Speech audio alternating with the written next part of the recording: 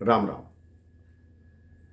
जैसा कि मैं आपको पिछले प्रसंग में बता रहा था मेरे भाई बहन, किस तरह हनुमान जी मां जानकी के दर्शन करके वो सागर के इस तट पर आए।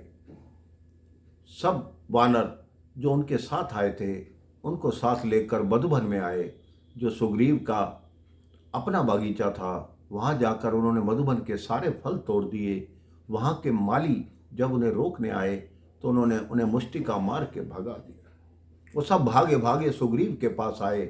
सुग्रीव ने कहा, यह बहुत अच्छी बात है, यदि वो माँ सीता की खोज करके ना आए होते तो मेरे मधुबन के फल नहीं खा सकते थे। अब सब ने भरपेट फल खाए।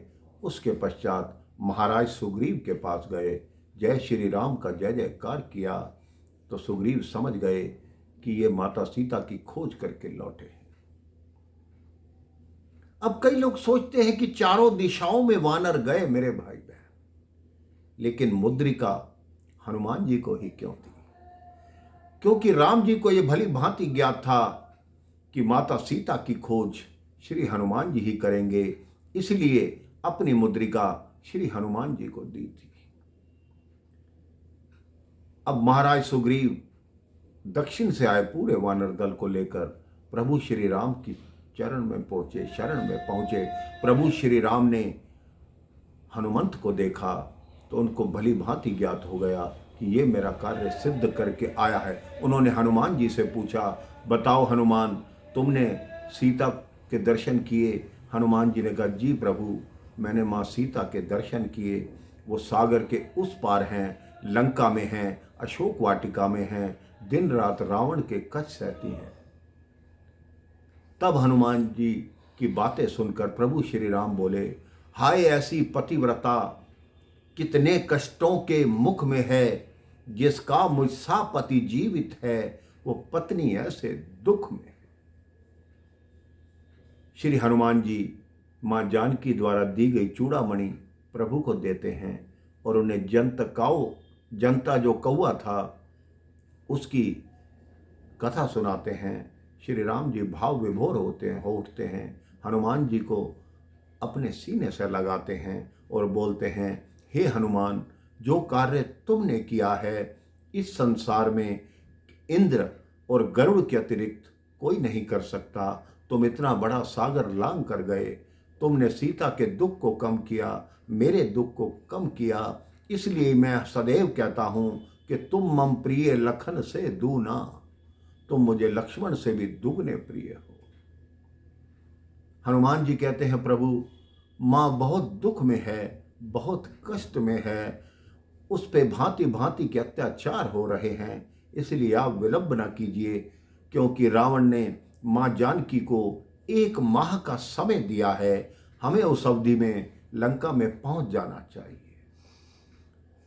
प्रभु श्री राम ने सुग्रीव से कहा कि वानर राज, आप बताइए आगे की कैसी व्यवस्था होनी चाहिए, मैं आपको इस पूरी सेना का सेनापति नियुक्त करता हूं।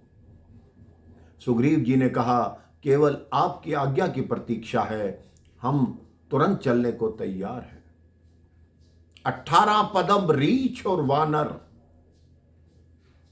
जब चलने को तैयार हुए मेरे भाई बहन, राम जी की भुजाएं फड़कने लगी, सीता जी के नेत्र फड़कने लगे, मंदोदरी को अपशकुन होने लगे। जब वो चले तब श्री राम जी ने कहा, हे रणबांकुरे वीरों, युद्ध भूमि में जो भी जाता है वो मर भी सकता है और मार भी सकता है। ये जो युद्ध है किसी वर्ग का नहीं है, किसी समाज का नहीं है, ये धर्म का युद्ध है और अधर्म के विरुद्ध है। सारे वानर हर हर महादेव की जय जयकार करते हैं। जैसे ही वो चलने लगे, ऐसा प्रतीत हुआ पूरी पृथ्वी हिलने लगी। कुछ दिनों पश्चात ही पूरा वानर दल सागर के इस तट पर आ गया।